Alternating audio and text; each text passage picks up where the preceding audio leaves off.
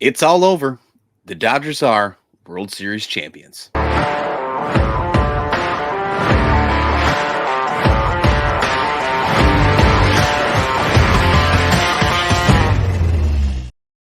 Yes, welcome on into First Pitch, your stop for recaps, news, notes, and everything under the sun when it comes to MLB. I'm Christian Rauh here with Troy Brock. And Troy, I don't know if you know this or not, but something happened last night that is really important to pay attention to.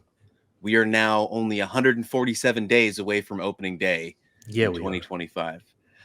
The Los Angeles Dodgers defeat the New York Yankees last night in Game 5 of the World Series to clinch it, to go 4-1 to beat the Yankees. I can't believe that the script did not happen.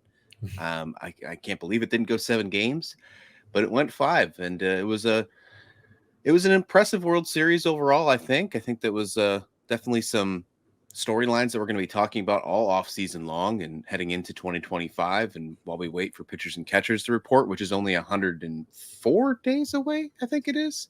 Ooh. So yeah, we're right in the thick of it. So Troy, what a game last night. It was definitely one to remember, especially for Dodgers fans, of course.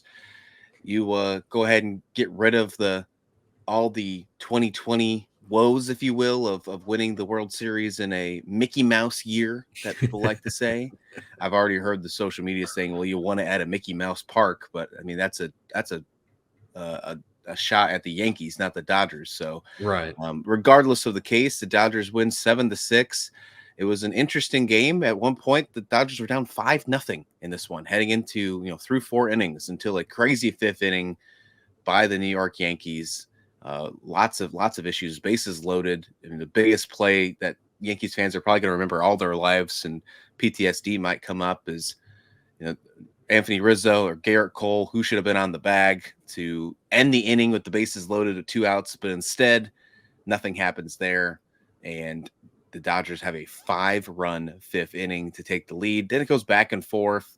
I mean, just a crazy game. But first things first, before we even get into all of that, because there's a lot to talk about in this one. The reason that it got such to a big lead right off the bat was, Jack Flaherty's rough start, Troy. And, this one started off pretty rough. He had only 4 outs, one and 1/3 innings of work before he was removed. This was the second time around seeing the Yankees. This happened in the NLCS against the Mets as well.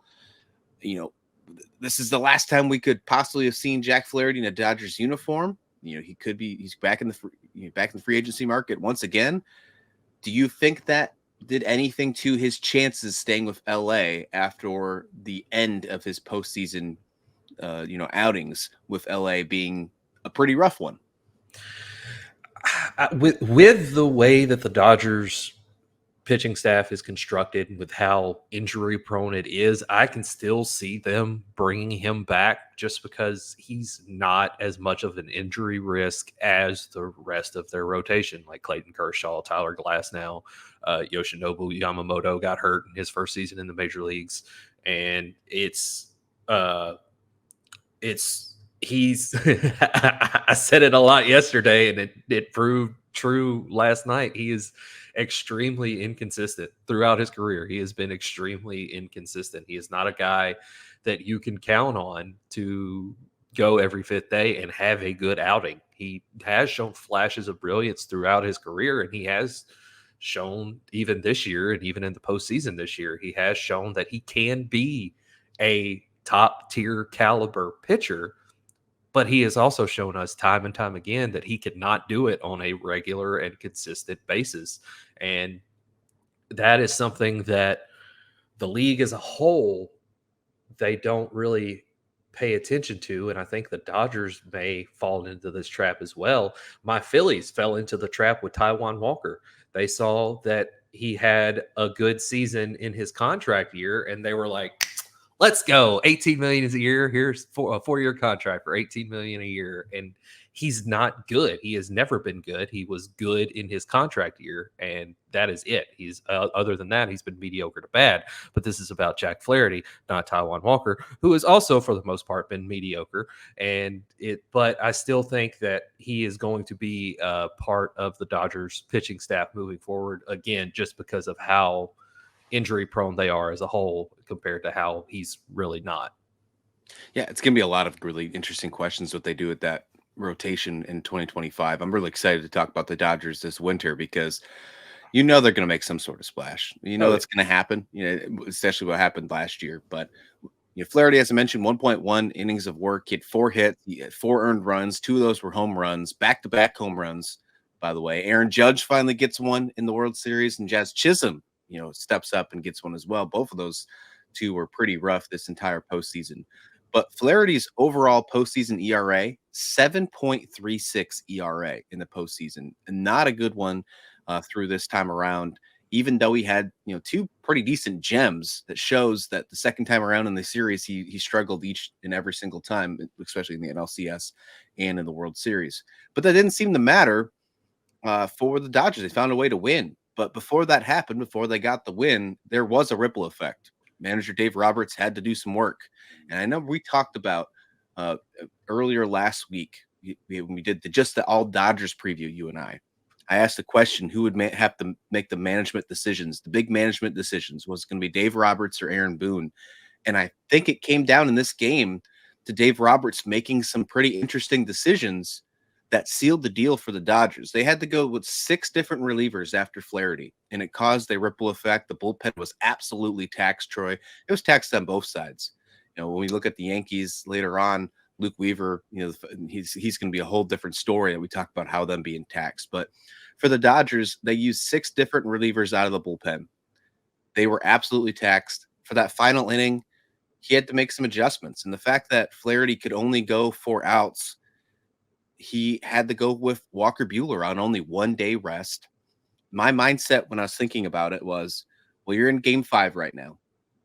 You're probably going to use Yamamoto for game 6. And because Flaherty only went 4 outs, if you have to use Buehler here, you probably could piggyback both Buehler and Flaherty for game 7 if need be. So, in hindsight, I was like, okay, this seems like this is a pretty decent idea. Let's see if it works. And when you just think about Walker Buehler's season, and then you think about, okay, he's coming in for the 9th inning, it's starting to set up a storyline here. It's starting to set up one of those magical Disney movies where you start hearing the trumpet sound and the 80s montages coming in, and it was just absolutely, you could tell that this was about to be a World Series moment. And it absolutely was. Walker Buehler comes in, 1 inning of work, 2 strikeouts, and then he ends the game against former Los Angeles Dodger Alex Verdugo on a strikeout. He puts both his hands in the air like the "Are you not entertained" moment, and ends the game. His first career save in his MLB career happens in game 5 of the World Series after an up and down season, after becoming will be a pending free agent.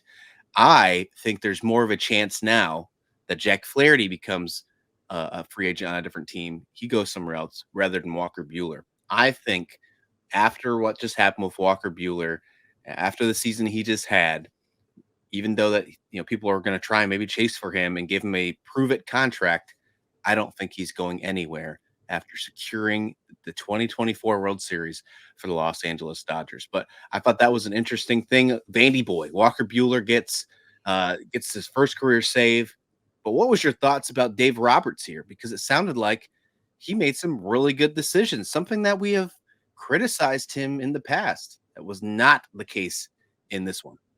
Yeah, well, to your point, we talked about it last week. You asked me on our All Dodgers episode. You asked me who I thought would be the manager to make the better decisions throughout the series, and I said Aaron Boone. And I think at the time you agreed with me, and I think that was you and I kind of falling into a little bit of recency bias with the moves that Boone made in the ALCS that turned out to work pretty well for the Yankees throughout the whole series. And boy, did he go back to what he's used to in the World Series, because it was not good throughout the entire series. And Dave Roberts showed throughout the series that he can make the right calls when the time matters the most. And he did it throughout the series, and he did it in yesterday's game, having to find his way through 7 2/3 innings of a ball game after Jack Flaherty came out and laid an egg, and he did it masterfully. And then bringing in Walker Buehler for the save, yeah, it probably earn, even after Walker Buehler earned himself another million or two on whatever deal he does wind up getting this offseason. I think Dave Roberts earned Walker Buehler another million or two in whatever deal he gets this offseason, bringing him in for that save. It was an outstanding performance managerially by Dave Roberts. And like you said, it's not something we expect from him generally, but he proved us wrong in this one.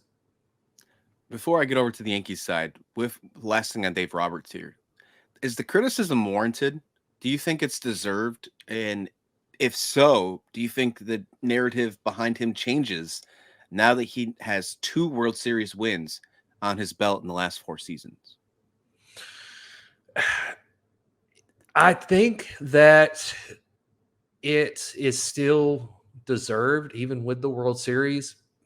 Like you and Lindsay have said, when y'all talked about the Rob Thompson extension a couple of weeks ago for the Phillies, it's managers really can't win as many ball games as people think that they can, but they sure can lose them.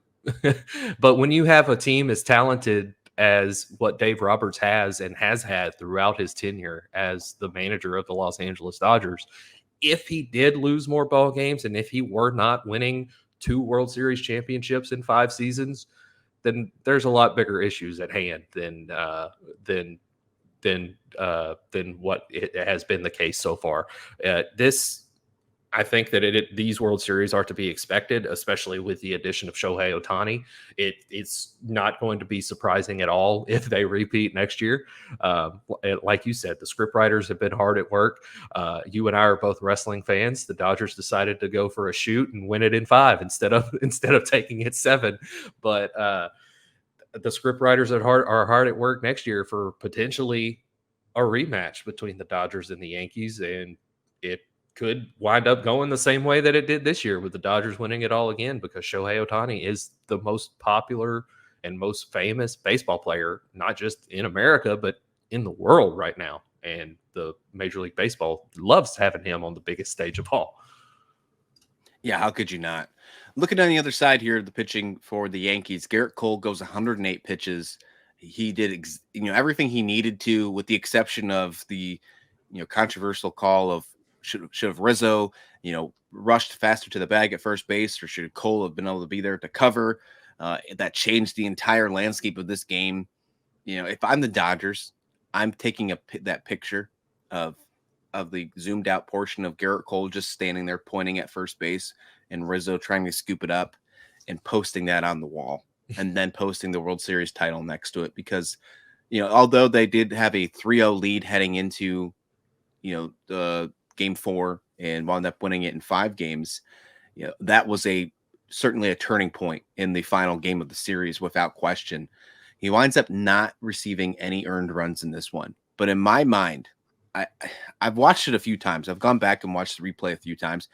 It's hard not to give Garrett Cole the nod to say that error was on him. You could say that Rizzo pulled up kind of weird. He was slow to it. He should have rushed the bag. I think you could make that argument as well. But I feel like when you continue, like when you look at it over and over again, I continue to shift towards that should have been Garrett Cole's out. Garrett Cole should have got that out. I think it was on him. The fact that he leaves this outing with no earned runs against him is a wild stat in my mind. It's a whole 2 outs kind of thing from the past. But regardless of it, his final line in the World Series, Game 5, 6 2/3 of an innings, lets up 4 hits, 5 runs, but 0 earned, as I mentioned, 4 walks and 6 strikeouts. Ends the postseason with a 2.17 ERA. When you look at the rest of this bullpen, Clay Holmes actually had a pretty decent postseason, which was interesting. They used the crap out of Luke Weaver. I mean, they took every single thing that they needed to, and it was absolutely insane, Troy. Weaver finished the playoffs, Troy, with 3 blown saves, something that we have talked about with the Yankees all season long when it comes to Clay Holmes blowing saves. Then Luke Weaver blows 3 saves. This entire postseason has been crazy when you look at relief pitchers. Clase was terrible. Devin Williams was terrible. I mean, you can go on and on with this, right? Edwin Diaz. It was the Phillies on your side. Hoffman was rough. There was a lot of rough stuff that went on when it comes to back of the end bullpen guys.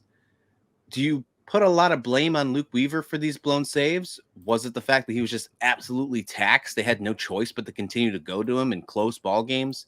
What's your overall view on how Aaron Boone managed his pitching rotation in this one? I know that we can start right off the bat with the whole Nestor Cortez, game right off the bat in the World Series, but really, I guess I'm really more focused on the Weaver situation, because heading into the postseason, there was a conversation that he was the best closer in baseball at this point in time, like, trending towards that direction because of how well he was playing. With 3 blown saves in the postseason, even though he had a 1.76 ERA in the postseason, I think it's hard to make that conversation now heading into the winter. Yeah, it just across the whole playoffs, I think it's just a usage issue with managers and the issues that they've seen with their closers and guys that are supposed to be really, really good closers. I think it's been a usage issue. It's just being overworked. And if you think about it, these guys have 60, 70 plus innings in the regular season already on their arms. And then however many innings they pitched in spring training on their arms. Now you're going into the postseason, and especially last night, Luke Weaver has another 8 to 10 innings on his arm because of how much he's been used throughout the postseason. There's a lot of factors that probably play into it, and overuse, teams seeing the guy multiple times throughout the same series because you want to go to your best pitchers in the biggest situations, even if it is against the same team each time. And teams get used to seeing what they're throwing. Even in cases like Emmanuel Clase and Devin Williams, you see his pitches enough times, you'll get used to enough times within the same week. You'll get used to how they break, and you'll be able to square them up a little better. And it's that specifically, I don't think we can put on Aaron Boone. I think that's just an issue throughout baseball as a whole that we've seen kind of magnified this year. 15 1/3 inning in the postseason for Luke Weaver. That was across 12 different games. That's a lot. And Yeah. in 16 strikeouts over those 15 innings. So that's a lot for a guy that you're planning on just being your closer. There's some conversation, because he was at one point a starting pitcher, that they could turn him into a guy that go in the rotation. Would you stretch him out this spring, or would you keep him as a back of the bullpen guy for the Yankees moving forward? Does it depend on what they do this winter? Like, do they if they go after some rotational help, or if they miss out on a guy like, let's just say, Corbin Burns, does it depend on what happens this winter to decide the fate of Luke Weaver? Yeah, and I was just looking at his innings. He's right at 100 innings with regular season and postseason combined. But you took the words right out of my mouth. I think it depends on what they do in this offseason. They definitely need help with their rotation because right now it's Garrett Cole and the boys. and yes, Carlos Rodon has had a good season or two here and there throughout his career, but he's another guy like Jack Flaherty and Taijuan Walker, who he's not as bad as Taijuan Walker, but he's inconsistent, and he has not ever really been consistently great like he was in that one season in a contract year. And then Nestor Cortez, he's a good 5, but he's definitely not somebody that can be a 3. Marcus Stroman, somebody else that is extremely inconsistent, and he's injury prone as well. And so they really need a lot of help to their pitching rotation. And if they don't get it through free agency, then they may need to look at stretching Luke Weaver out as a starter again. Could be an interesting strategy of what the Yankees do this winter looking forward. And that 5th inning, when they wound up, they're up 5-0, they come back and they're tied 5-5 after the 5th inning. And then they wind up losing the game 7-6. Overall, the Yankees are the only MLB team now. This is according to OptaStats. They are the only MLB team to blow a 5-run lead, a 5+ run lead, allow 5+ unearned runs, which I don't think it should have been, by the way. Also, but that's just one of those weird things. Commit 3+ errors, which should have been another one as well. Commit catcher's interference, which the catcher's interference with Wells at the end of the game, although it put Ohtani on base, really didn't do anything because there was 2 guys on third base each time for the sacrifice fly. So that one, all that really did was prevent the inevitable. It made Ohtani not hit the sac fly.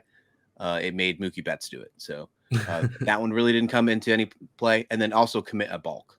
All in the same game, regular season or postseason, since earned runs became an official stat in both leagues in 1913. Oh, and by the way, they did it in Game 5 of the World Series when they were on the ropes and eliminated.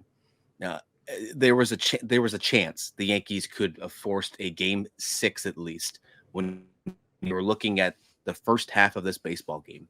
Everything looked good. The air was sucked out of Yankee Stadium at the beginning of Game 4 when Freddie Freeman hit that home run, which, by the way, is your World Series MVP.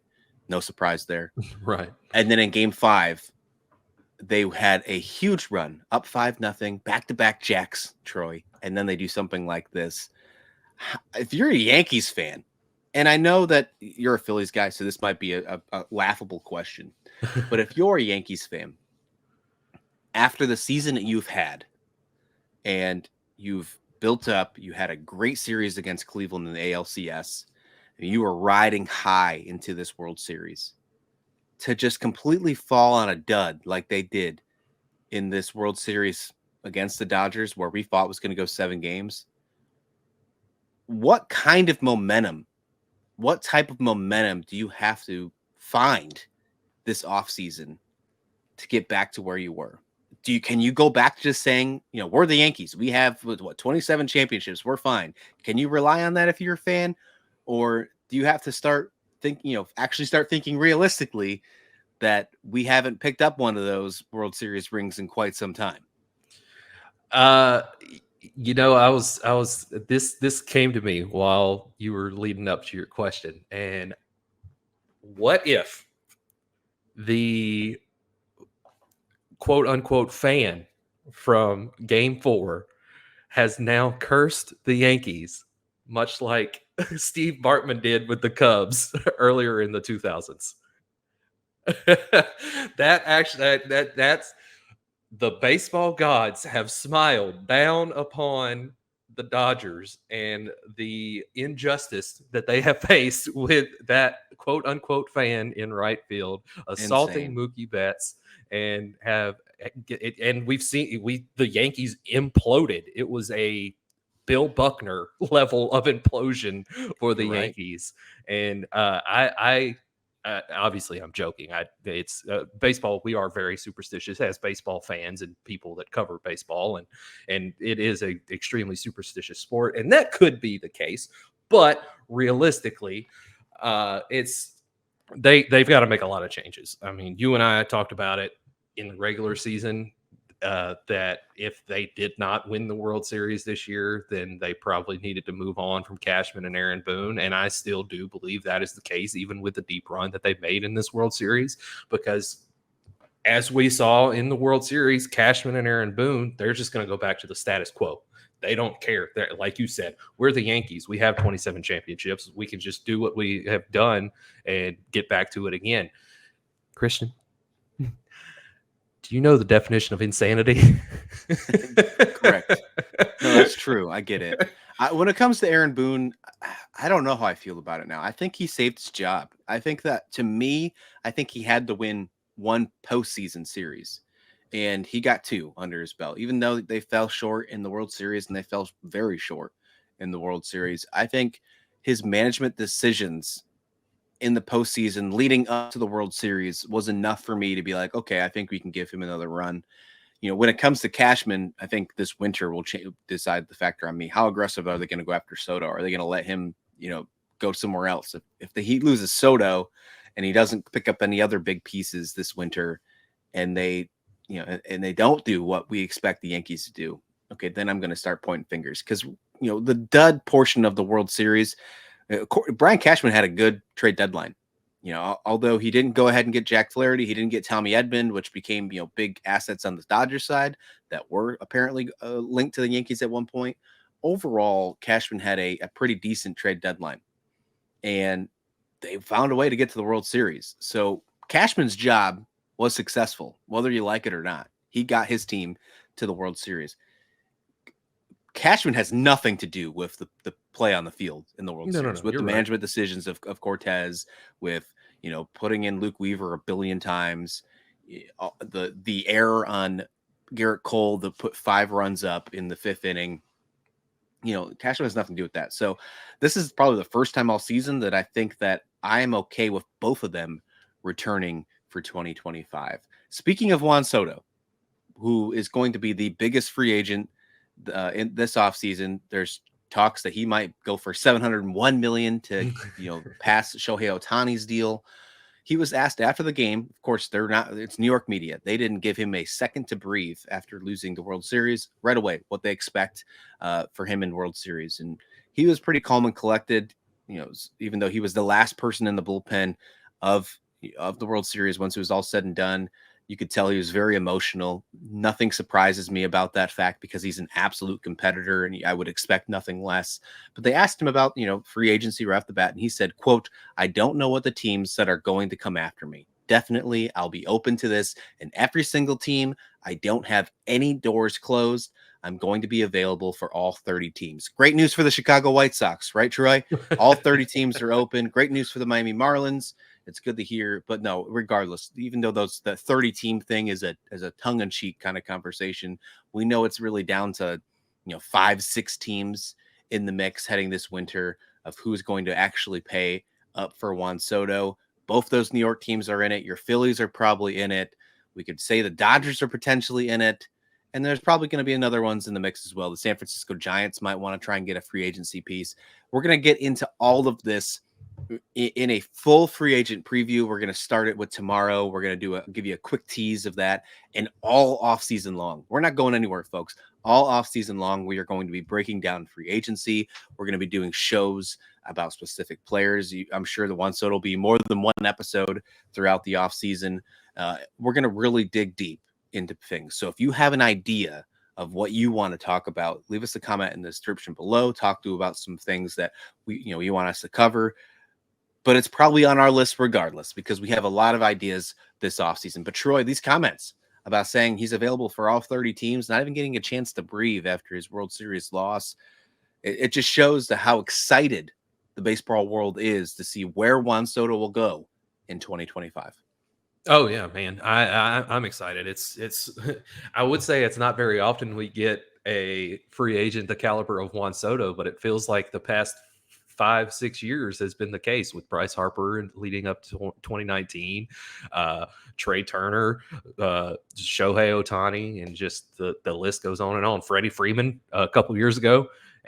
But in my opinion, and I've said this before and I will say it again, as an all-around hitter, not just a guy that hits home runs, not just a guy that can hit for average, as an all-around hitter, in my opinion, Juan Soto is the best in the game as an all-around hitter. And for me, this is this is right up there with Bryce Harper for me for excitement for a free agent. And he is another guy that can just change the entire landscape of a team with his ability that he has at the plate. And he's only 25 years old. he's not even 26 yet. Dude's not even in his prime. And he is one of, if not the greatest all time with plate discipline. And it's insane how good Juan Soto is. And like you said, the 30 team thing, that's tongue in cheek. He's a consummate professional. He's going to say what he needs to say in front of the media. He knows as well as everybody else knows it ain't going to be no 30 teams that are in on Juan Soto. Like you said, it's 4 or 5. And spoiler alert, I think he's going to the Phillies, but we'll see how that goes. That's a bias. There's no way. Yeah, we'll see. I'm really excited to talk. We'll definitely give our predictions on where we think players are going to land throughout the offseason as we get into, when free agency opens in just a few days. Winter meetings are at the beginning of December. There's a lot to talk about this offseason. We're going to be back here tomorrow. All 3 of us are going to be back here tomorrow. We're going to do a full free agency preview teaser, if you will, because I don't think you can fit a full free agency preview in one episode, especially here at First Pitch, but it'll give you an idea of what we are going to do all off season long. We'll talk about some of the biggest names tomorrow and kind of set the table for what to expect here on First Pitch all off season long. We're still going to be hitting you at, multiple times a week. I don't know if we're going to come at you every single day this off season. You never know. But as of right now, that's the plan. So We will be back here with another episode of First Pitch tomorrow with a three-way, with all three of us hitting the show. We'll have a full free agency preview for you. But to wrap it all up, to close the book on the season, the Los Angeles Dodgers defeat the New York Yankees 7-6 in Game 5 of the World Series. They are your World Series champions. Freddie Freeman, World Series MVP. I know you and Lindsay talked about it. He's going to be a Hall of Famer. That just kind of added the little cherry on top to it. And I do agree that he will be going in without a cap as well. But before then, we'll see you back here tomorrow, guys, on First Pitch. This has been a great episode. I'm excited that we finally get to close the book on our first season here on this show. I'm Christian Rauh. You can find me on Twitter at Christian S. Rauh. You can find Troy on Twitter at Troy B. Baseball. And of course, you'll find Lindsay. You'll see him here tomorrow at Crosby Baseball. Talk to you guys next time. We'll see you here on First Pitch.